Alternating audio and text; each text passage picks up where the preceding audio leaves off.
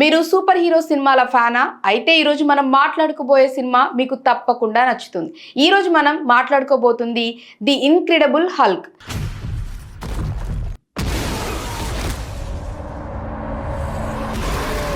ఈ cinema Marvel cinematic universe లో iron man తర్వాత వచ్చిన రెండవ సినిమా. ఇక ఒక సూపర్ హీరో యాక్షన్ ఫిల్మ్ అయినప్పటికీ ఇందులో ఒక మనిషి తన లోపలి రాక్షసాన్ని నియంత్రించే పోరాటం గురించి భావోద్వేగ కథ కూడా ఉంది. సినిమా ఓపెనింగ్ లో బ్రూస్ బ్యానర్ ఒక శాస్త్రవేత్తగా కనిపిస్తాడు. అతను గామా రేడియేషన్ పై ప్రయోగం చేస్తూ ఒక ప్రమాదానికి గురవుతాడు. ఈ ప్రమాదం వల్ల అతను కోపం వచ్చినప్పుడల్లా ఒక భారీ ఆకుపచ్చ రాక్షసం హల్క్ గా మారిపోతాడు.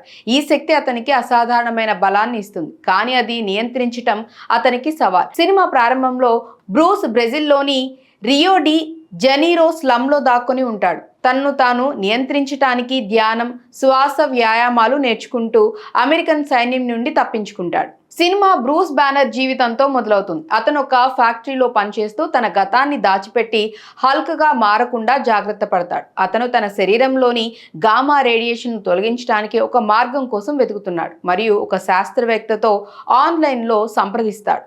ఇంతలో జనరల్ థడర్ బోల్ట్ రాస్ నేతృత్వంలోని సైన్యం అతన్ని పట్టుకోవటానికి బ్రెజిల్కు చేరుకుంటుంది.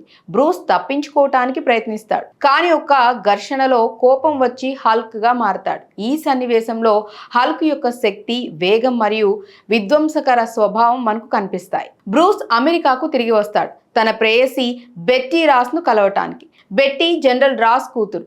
బ్రూస్ తన చికిత్స కోసం డేటాను సేకరించడానికి కల్వర్ యూనివర్సిటీకి వెళ్తాడు. అక్కడ బెట్టీ అతన్ని కలుస్తుంది. ఈ భాగంలో బ్రూస్ మరియు బెట్టీ మధ్య భావోద్వేగ సన్నివేశాలు చాలా హృదయస్పర్శగా ఉంటాయి. ఇంతలో జనరల్ రాస్ బ్రూస్ ను పట్టుకోవటానికి ఒక స్పెషల్ ఆపరేషన్ టీమ్ ను పంపిస్తాడు. దానికి నాయకత్వం వహించేది ఎమిల్ బ్లాన్స్కీ. సినిమాలోని ఒక ముఖ్యమైన యాక్షన్ సీన్ కల్వర్ యూనివర్సిటీలో జరుగుతుంది. బ్రూస్ సైన్యం నుండి తప్పించుకోవటానికి ప్రయత్నిస్తాడు, కానీ బ్లాన్స్కీ బృందం అతన్ని ఆపడానికి చేసే ప్రయత్నంలో హల్క్ గా మారుతాడు. ఈ సన్నివేశంలో హల్క్ సైన్యాన్ని ఎదిరిస్తూ ట్యాంకులు, గన్స్ మరియు హెలికాప్టర్లను ధ్వంసం చేస్తాడు. ఈ యాక్షన్ సీన్ సినిమాలోని అత్యంత ఉత్తేజకరమైన భాగాల్లో ఒకటి. హల్క్ యొక్క అసాధారణ శక్తిని చూపిస్తుంది. బ్రూస్ మరియు బెట్టీ న్యూయార్క్ లోని మిస్టర్ బ్లూను కలుస్తారు. అతను బ్రూస్ కు చికిత్స చేయటానికి సహాయం చేస్తాడు, కానీ ఈ ప్రక్రియలో ఒక ట్విస్ట్ వస్తుంది. బ్లాన్స్కీ హల్క్ యొక్క శక్తిని చూసి ఆకర్షితుడై తన్ను తాను గామా రేడియేషన్ కు గురి చేసి అబోమినేషన్ అనే మరో రాక్షసంగా మారతాడు. అబోమినేషన్ హల్క్ కంటే ఎక్కువ హింసాత్మకంగా మరియు నియంత్రణ లేకుండా ఉంటాడు. సినిమా క్లైమాక్స్ న్యూయార్క్ నగరంలో జరుగుతుంది. ఇక్కడ హల్క్ మరియు అబోమినేషన్ మధ్య ఒక భారీ యుద్ధం జరుగుతుంది. ఈ యుద్ధం నగర వీధుల్లో జరుగుతుంది. భవనాలు, కార్లు ధ్వంసమవుతాయి.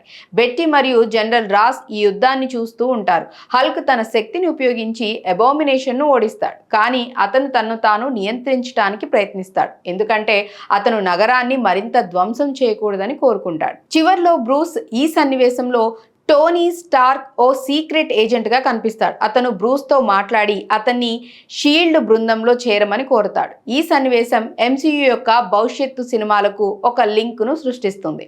బ్రూస్.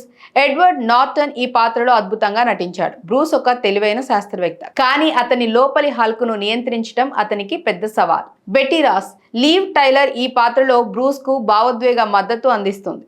ఎమిల్ బ్లాన్స్కీ. టీమ్ రోత్ ఈ విలన్ పాత్రలో చాలా శక్తివంతంగా నటించాడు. General Ross. విలియం హర్ట్ ఈ పాత్రలో ఒక కఠినమైన సైనిక అధికారిగా కనిపిస్తాడు. ఈ సినిమా ఎంసీయూలో ఒక ముఖ్యమైన భాగం, ఎందుకంటే ఇది హల్క్ పాత్రను పరిచయం చేస్తుంది మరియు తద్వారా ది అవెంజర్స్ లో ఈ పాత్ర మరింత పాపులర్ అవుతుంది. టోనీ స్టార్క్ యొక్క క్యామియో సన్నివేశం ఈ సినిమాను ఎంసీయూకి లింక్ చేస్తుంది. ది ఇన్క్రెడిబుల్ హల్క్ ఒక action packed super hero cinema. ఇందులో భావోద్వేగ కథ మరియు అద్భుతమైన యాక్షన్ సీన్స్ ఉన్నాయి. ఈ సినిమా హల్క్ పాత్రను ఎంసీయూలో స్థాపించింది మరియు ఇది సూపర్ హీరో జానర్లో ఒక ముఖ్యమైన చిత్రం. మీరు ఈ సినిమా చూసారా?